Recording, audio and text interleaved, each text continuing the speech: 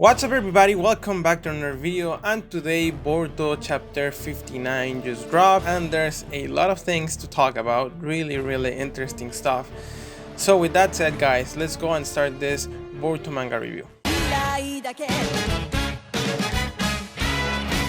I think it goes without saying that if you haven't read Boruto manga, this is going to have a lot of spoilers, so if you are an anime only and you are subscribed to my channel because of the reactions and episode reviews, don't watch this video because I mean it's manga, so it's manga material. It obviously has a lot of spoilers. Okay guys, so well, we just had the new Boruto chapter and there's a lot of stuff to talk about. First of all, we see a little bit of Kawaki's memories regarding Code, how Code is jealous of Kawaki because if you remember correctly, Code also has a karma, but it's an imperfect karma. It's just the pure power. So Code has his white karma and he's really jealous because Kawaki is a perfect vessel. He was able to get like a full karma. So he's jealous. He's just asking like, why are you the perfect vessel and not me? If it wasn't for you being a vessel, I will kill you right now. And then Kawaki wakes up in AMADO's laboratory with Sumire at his side. And here we have the first piece of information that is really interesting, in which AMADO says to Kawaki like, we all know that Code is going to come to the village, that he's going to try to kill Naruto, and that you want to protect Naruto, but you don't have enough power right now. But I have good news to you, Kawaki. AMADO is going to propose to Kawaki to reconstruct his karma in the same way as Code has his own karma, because now since Ishiki is gone and he has died, there's no risk of Kawaki being possessed by Ishiki, but he can still tap into the karma's power, having just like a white karma or like an imperfect karma. So that is really interesting because we all thought that like, how is Kawaki going to get his karma back? Because we know that when he later in the story, when he fights against Boruto, he has a karma again. So I think this is one way in which the story could go and give Kawaki his karma back. I think it's the most possible one because it just makes sense. But who knows, there may be another Otsutsuki or Ishiki may be revived, we don't know. And AMADO also says that the plan that Boruto and Kawaki have on implanting Code with another karma, so that way Boruto can resurrect and be saved.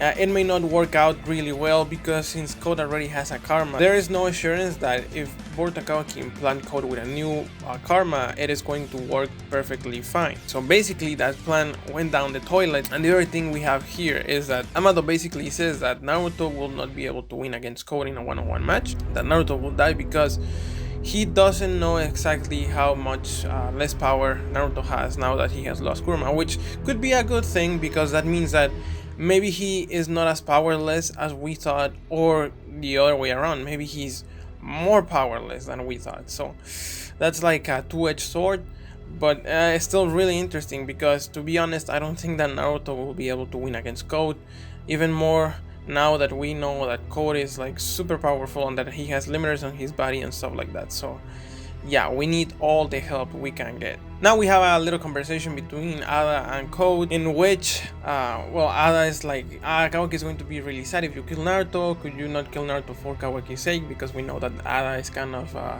in love with Kawaki and stuff like that.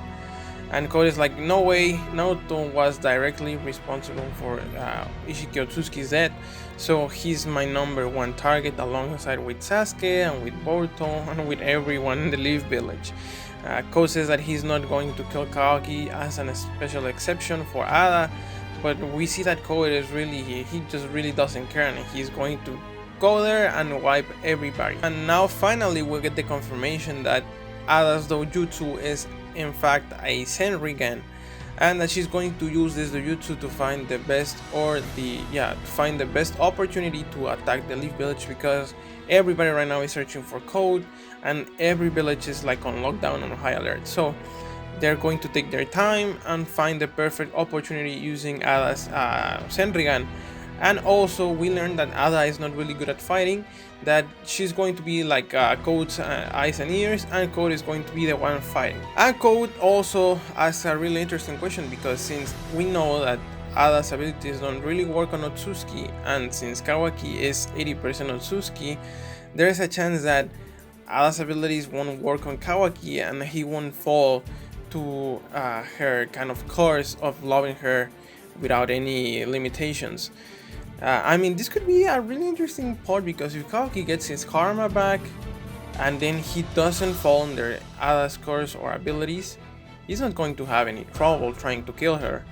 I mean, the only thing that will be kind of protecting Ada will be Code or even or Diamond, which will be introduced a little bit later in the chapter. But if somebody, Boruto and Sasuke and Naruto, take care of Code and Diamond, I mean, I don't think Ada is going to have any way of defending herself. Then we have a little bit of dialogue between Kawaki and Shikadai, because Kawaki is still thinking about what Amado said.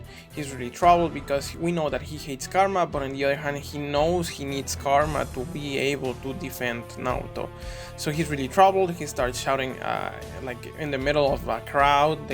All the people start looking at him, and we can see a little bit of parallelisms between Kawaki and Naruto, because Shikadai says that some people have started spreading rumors about Kawaki, and some people have started to look Kawaki kind of in the wrong way. So we may have another like being rejected by the village and this whole stuff, or again, we don't know. That'll be really interesting to see how Kawaki reacts to that.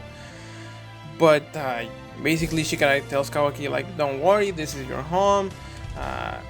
It's fine, just don't pay attention to the other people. And here we have another really interesting thing, which is Sumire asking Amado if Amado is plotting something else, since it's been like 5 chapters now, I think, or even maybe more. No, actually, even since Amado showed up, which was chapter like 40, so, or 40 something, so it's going to be 10 plus chapters that we have been suspecting on Amado, because it's just too good to be true. It's just too good to be true that Amado just defected to the Leaf Village and he's trying to help everyone. It's just too good to be true, and Sumire knows this, and she asks, are you planning something else?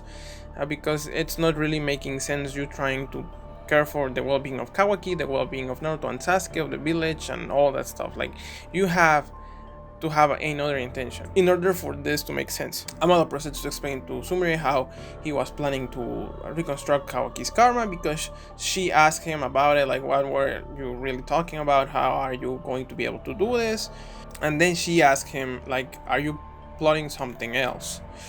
And then we have the introduction of our new character, Diamond, which is going to be Ada's little brother. And to be honest, guys, I don't really know how he can be beaten, because we see here in the chapter that basically if you try to attack him, he's just going to materialize whatever you were trying to do to Diamond against yourself. Like, if I wanted to, I don't know, cut his head off, my head is just going to get cut off immediately as soon as I think of that.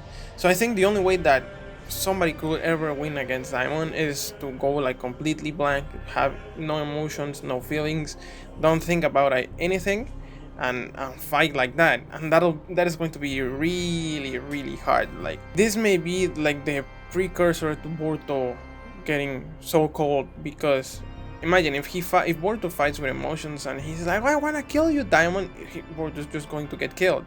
Now, there's the possibility that Diamond's abilities don't work on Otsutsuki as well, since he is Ada's little brother, but we don't know about that. This is just a theory. It's just better play it safe and fight against Diamond without emotions.